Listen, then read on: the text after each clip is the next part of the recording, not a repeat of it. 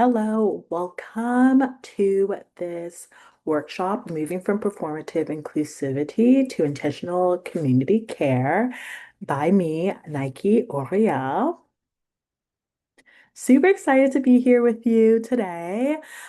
Just to introduce myself, I am Nike and I support coaches, educators, digital creators, and organizations in building communities that move beyond optics and into intentional care. So I'm an inclusion consultant and educator, and my work focuses on bridging the gap between intention and action, especially when it comes to inclusion work, accountability, and community culture.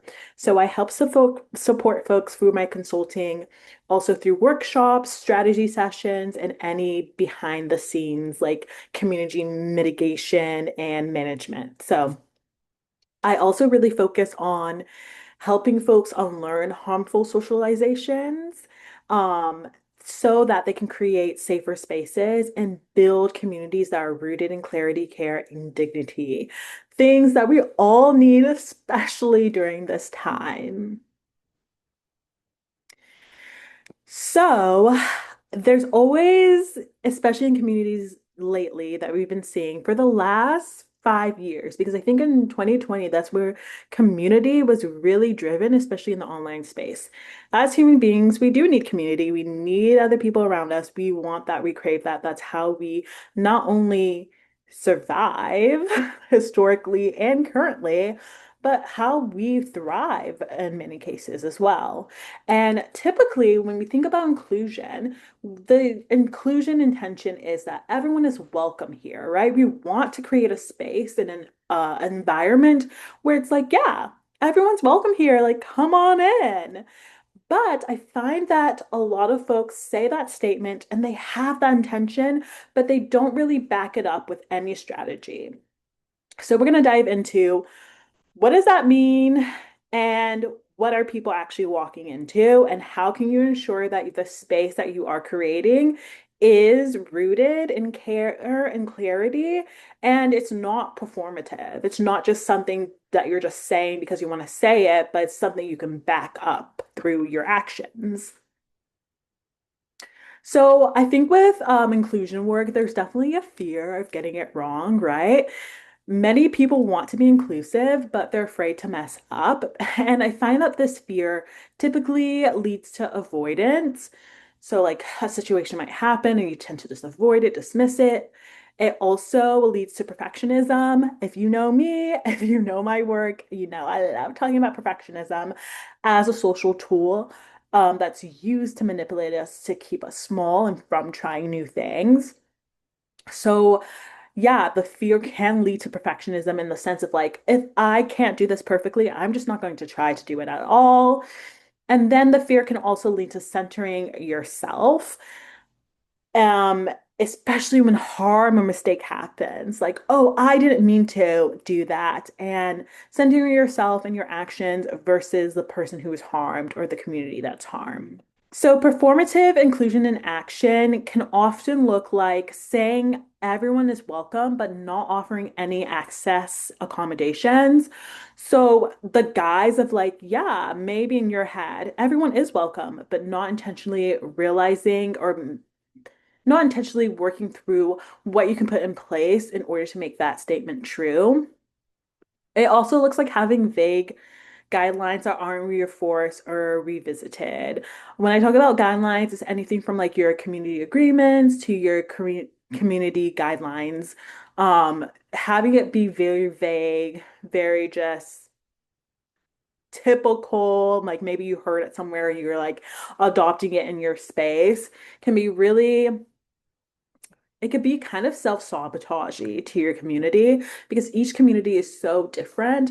Not everyone's going to have the same guidelines. We can have an idea of like similar guidelines that we want, but not everyone's going to have the same one. And then even with that, you may have the guidelines, but maybe you don't reinforce them. Maybe you don't commit to them. Actually, you just have them to have them.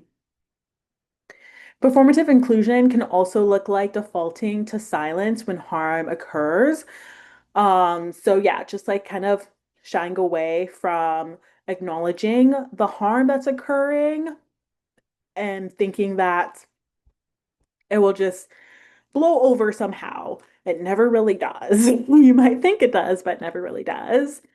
And it often looks like hoping that marginalized folks will educate, translate, or hold the emotional labor. So just assuming that the folks in the space that are most likely to be harmed will take ownership over the harm or the solutions or accommodations when it comes to acknowledging that harm.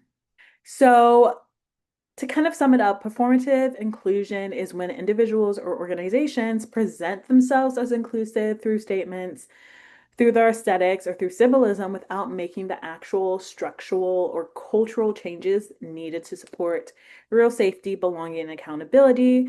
It really centers optics over outcomes and comfort over complexity. And again, intention over impact. Some folks might think to themselves, what's wrong with performative inclusion? Like, yeah, I just care about the PR of it. I care about the optics. That's good and dandy, but the thing also with performative inclusion is that it harms the individuals that it's saying that it wants to platform, support, or include. So it's one thing to just be straight up like, we don't include everyone.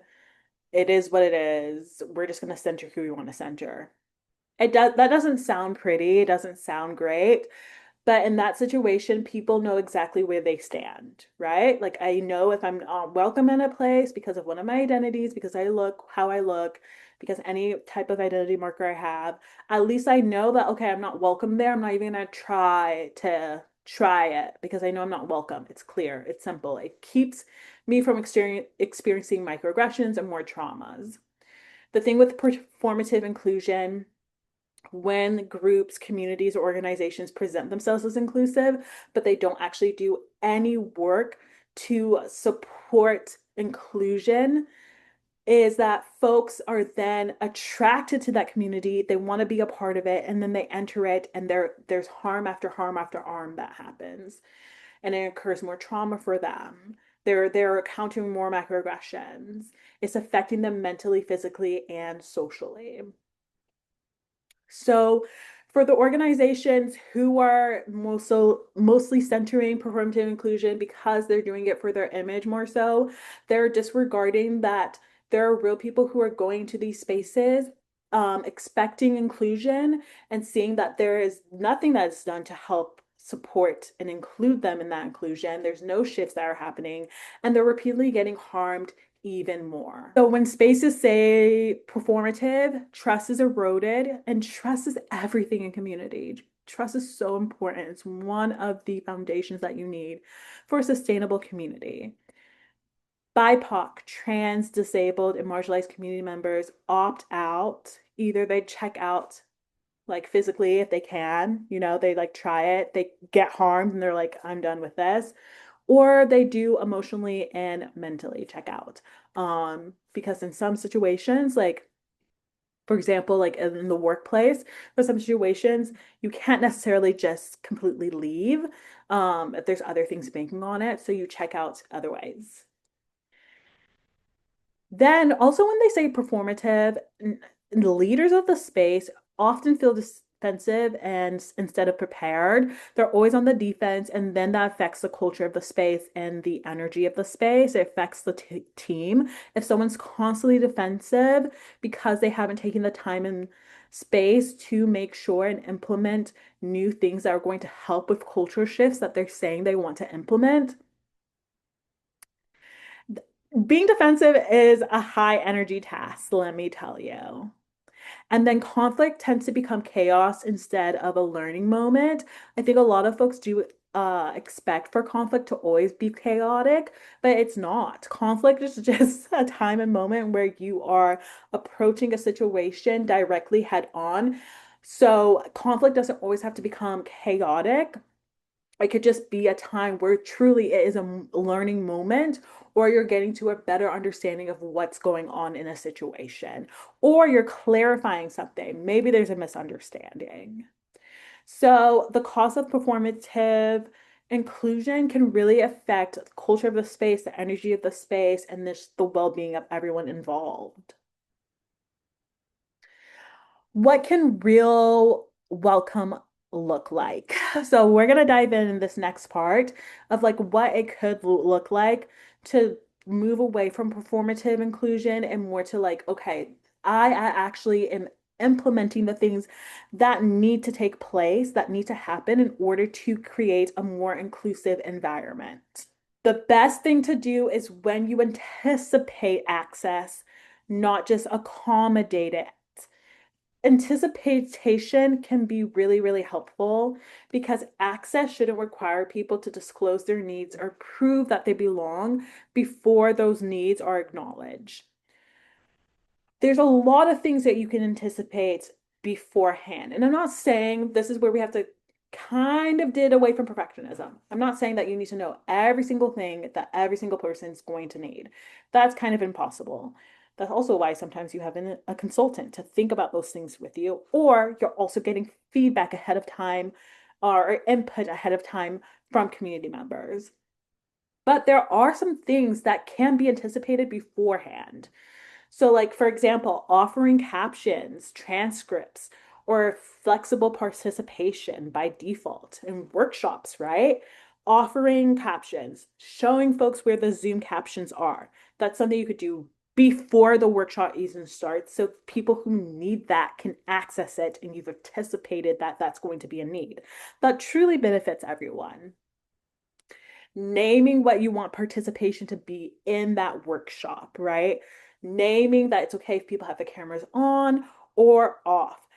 Naming that it's okay if people participate by raising their hand or using the raise hand function in Zoom or participating in the chat. Like naming those things because you already are anticipating what different access points may be available during your workshop. And also centering access in your design process, not as an afterthought. Now, I do want to note again, there are going to be things that are going to be afterthoughts because you're like, whoa, I've just never thought of that. I've never had that experience. Like, I just didn't know. And that is okay. But the more things that you can anticipate, the more that you can have room, time, and space to address those things as they arise. So always when you're like creating a workshop, when you're creating a pamphlet, when you're creating a workbook, whatever you're creating, you're like creating like a space and you need people to go to a building. Think about access first. Center access in your design process of whatever you're doing. How are people going to access this event? How are people going to be able to hear? How are people going to be able to listen? How are people going to be able to participate? Is there a disability ramp at the building where this is happening? You have to think about those things. And I'm talking maybe more so right now about like access, like more of a physical sense, maybe, but even outside of that, you can anticipate those things, right? Like trigger warnings, right? If you're talking about a specific topic, what are some trigger warnings that I need to make sure to have in place? Um, and some of my clients' larger workshops where they have 300, 500 people, they hire me on to support those workshops because they know there's going to be so many people with maybe so many needs. So I am the community manager in that situation where like if they have a question, they come to me. If they are feeling triggered by something, they come to me and I can help walk them through them. If they need something, whatever the case may be. So kind of anticipating like those things that might happen, especially in your niche, right? That's only some things that I know might happen based on the work I do that the next person who does something completely different might not know. Then community agreements and guidelines. I kind of mushed them both on this one slide. I do will say that community agreements should typically be made together, like you and your community members, or like community members should have some input because they're agreeing to it. Community guidelines are like things that like you are putting and that folks should follow and they should know, okay, these are the guidelines that you need to follow to be a part of this community. Guidelines aren't wallpaper. What I mean is They're a part of how your space moves. So, your guidelines should be clear and they should be specific for your space.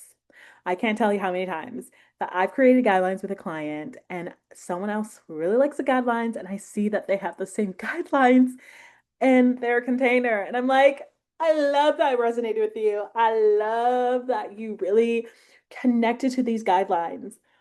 But with no adjustments, no edits, you're doing yourself a disservice because your guidelines are going to be specific to your space. Someone coming to my space and having my guidelines are going to be so much different doing community work and folks learning to do community work versus someone else who is doing a marketing coaching program. And they focus on teaching folks how to do marketing, online marketing. The guidelines are going to be different. Are there going to be some similarities? Yes, but you have different goals. You're going to have different outcomes, and you're going to have different things that you're focusing on. And individually, you're going to be different too. Maybe I need folks to participate in a certain way in order for the work to happen. I need to make that clear in my guidelines because if someone's not comfortable with that way, at least they know and they're like, maybe this isn't the space for me. Agreements only matter if people see them in action because they create a shared culture. It's not just a set of rules. Your community will have a culture. It's up to you to maintain that culture and to set it. Otherwise, it will set itself. Naturally, when people come together, there is a culture that is created. Now, you could intentionally create it and contribute to it, or it will just create itself. And more likely, when it's just created on its own, it's not in the best interest of everyone in the space. Repair should be a part of your culture and not an after fact. I always say have a conflict mitigation plan and have a conflict mediation plan. Every space will experience harm or conflict because we're human. We cry, we get mad, we get happy, we have misunderstandings, we misunderstand, we mishear, we get in our feelings. It's bound to happen. Sometimes I'm cranky and you just hit me at the wrong moment. It is bound to happen. So every space will create or experience harm or conflict. What matters is how you respond. It can look like, again, having clear processes for addressing harm, even if it's imperfect. At least have something. Because the worst thing to happen, which I've seen in real time, is when conflict happens, harm arises, and you freeze. Because you're just like, I really don't know how to address this. I never even thought about how I would address this. And I don't know what to do in this moment. So you freeze. And in the moment, you try to come up with what you might think is the best solution, but you're in such a state of mind that maybe you actually aren't coming up with what might be the best solution. It's going to be really dependent on your space, your community, and also your capacity to deal with things. I'm not afraid of conflict, right? So I could go to someone and say, hey, this was said. I'm so sorry. We're going to talk about it this way, right? I've done it many of times. There might be someone who's really uncomfortable with conflict. And so they kind of have to consider, like, how will they approach it if that's the case? So if folks in your space know that harm will be acknowledged and repair is possible, they can participate more fully. And that's when, again, you grow that trust that's so important in community because folks are seeing that care is practiced. I love talking about community strategy, community care. Thank you so much for connecting with me. Here is where you can stay connected with me. If you have any questions, I also open to answering questions. You can email me at team@nikeaurea.com. You can see me on Instagram at nikeaurea.com. My website is www.nikeaurea.com. And I also have a podcast called Catalyst. You can listen to it wherever you listen to podcasts. Again, thank you so much for being here and building community. We all need it so, so, so very much. But yeah, thank you.